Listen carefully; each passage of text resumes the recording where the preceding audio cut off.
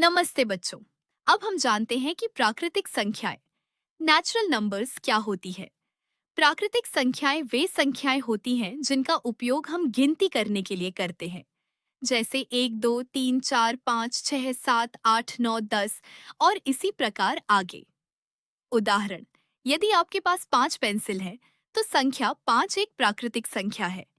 यदि कक्षा में 30 बच्चे हैं, तो 30 भी एक प्राकृतिक संख्या है। याद रखें, प्राकृतिक संख्याएं एक से शुरू होती है। शून्य प्राकृतिक संख्या नहीं है। इनका कोई अंत नहीं होता, क्योंकि गिनती हमेशा आगे बढ़ती रहती है। अब अगली स्लाइड में हम प्राकृतिक संख्याओं की महत्वपूर्ण विशेषताएं सीखेंगे। चलिए आगे बढ़ते हैं।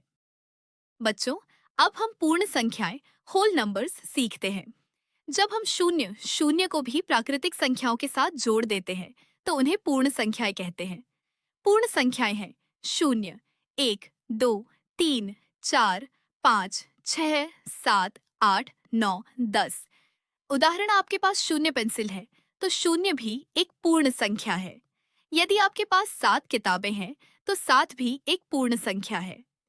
याद रखने योग्य बातें, सबसे छोटी पूर्ण संख्या शून्य है। शून्य प्राकृतिक संख्या नहीं है, लेकिन पूर्ण संख्या है। सभी प्राकृतिक संख्याएं पूर्ण संख्याएं भी होती हैं। अब अगले स्लाइड में हम आसान प्रश्नों और अभ्यास से इसे और अच्छी तरह समझेंगे। बच्चों, अब हम संख्या रेखा यानी नंबर लाइन को समझते हैं। संख्या रेखा एक सीधी रेखा होती है, जिस पर संख्याएं क्रम से लिखी जाती है। ध्यान रखिए, दाईं ओर जाने पर संख्याएं बड़ी होती जाती हैं, बाईं ओर जाने पर संख्याएं छोटी होती जाती हैं। उदाहरण, एक संख्या 3 संख्या 5 से छोटी है। इसे हम ऐसे लिखते हैं, 3 कम 5। उदाहरण, 2 संख्या 8 संख्या 6 से बड़ी है। इसे हम ऐसे लिखते हैं, 8 अधिक 6। याद रखें, राइट दाईं ओर बराबर बड़ी संख्या, लेफ्ट बाईं ओर बराबर छोटी संख्या। संख्या रेखा से संख्याओं की तुलना करना बहुत आसान हो जाता है। बहुत बढ़िया बच्चों। अब अगले स्लाइड में हम प्राकृतिक संख्याओं की महत्वपूर्ण बातें सीखेंगे। बच्चों, अब समय है आज के अभ्यास का।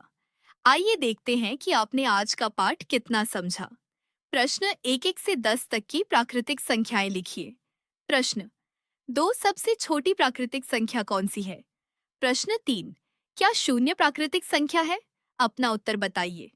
प्रश्न 4-5 के बाद आने वाली 5 प्राकृतिक संख्याएं लिखिए। होमवर्क, अपनी कॉपी में 1 से 20 तक की प्राकृतिक संख्याएं लिखिए। 10 के बाद आने वाली 10 प्राकृतिक संख्याएं लिखिए। सबसे छोटी प्राकृतिक संख्या लिखिए। इन सभी प्रश्नों के उत्तर अपनी कॉपी में साफ साफ लिखिए। बहुत अच्छे बच्चों। अब अगले और अंतिम स्लाइड में आज के पाठ का छोटा सा पुनरावर्तन करेंगे। बहुत बढ़िया बच्चों। आज हमने क्लास 6 मैथ्स चैप्टर 1 पार्ट 1 में महत्वपूर्ण बातें सीखी।